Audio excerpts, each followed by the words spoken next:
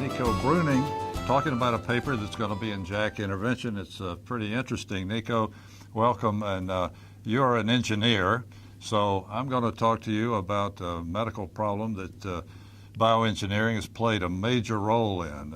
Nico is from the Thorax Center of Erasmus University in Rotterdam, works with Patrick Sorois and all our friends there. The study of the bioresorbable stents is quite interesting. We have looked forward to this development for 25 years, I think. And now we've seen with the first generation that you tested a stent that absorbed very rapidly, lost integrity to some degree. And the second generation stent has been studied out at 6 months. I've seen those images, and it looks like it's not absorbed so much. Now you've got longer follow-up. Tell us what we're learning about the imaging of these stents and what we can expect from them. Yeah, it's indeed a real interesting new approach, the bioabsorbable stents. And we started with it a couple of years ago, 3-4 years ago. And with the first absorb, the cohort A, we could see that after 6 months and 12 months there was a relatively large degradation of the stent.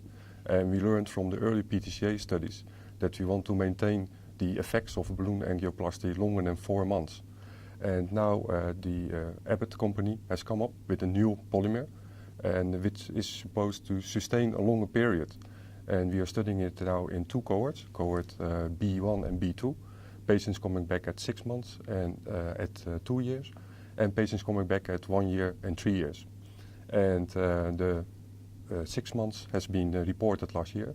Now we have in JACC Intervention the new report of also the 1 year follow-up, and we can see that degradation seems to be much slower than compared with the former stent. And what we can also see is that there is less loss of lumen. Yep. And it seems that... So the integrity is better. Yep. It's holding up. It's acting as for its scaffolding purpose. That's right. The objective, of course, I mean, we have metal that works very well for scaffolding forever, but the idea here is that with the bioabsorbable stent, we've returned to a more physiologic artery that can have vascular reactivity and the rest. What is your impression from the bioengineering perspective of why we ought to be pursuing bioabsorbable? Well, it's like also with the scars you can have on your skin and the band-aids. You put the band-aids on and the band-aids drops off when it is healed.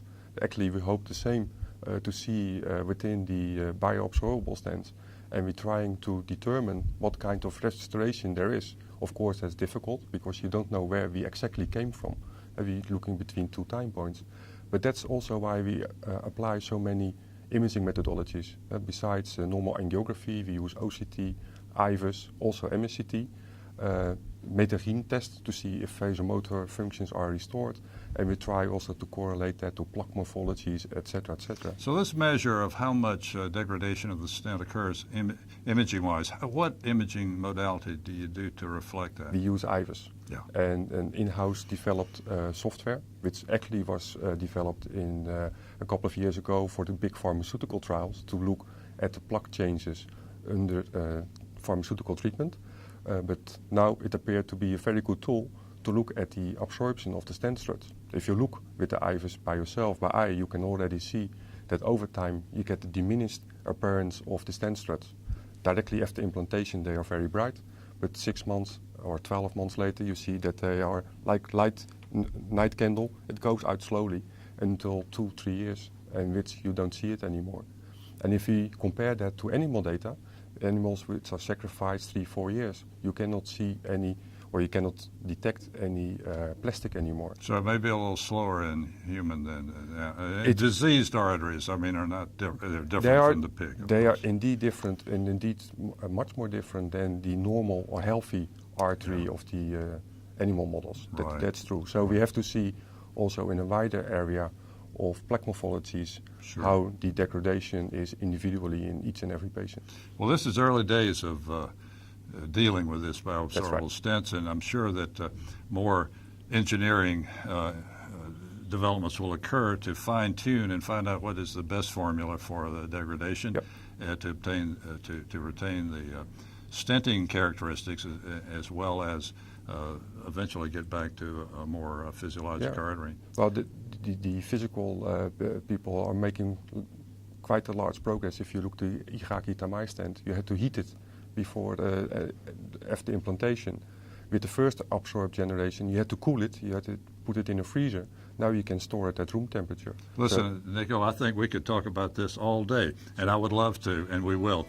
But I think we better sign off now. Thank you so much, and thank you for this excellent paper in JAK interventions. Thank you very much.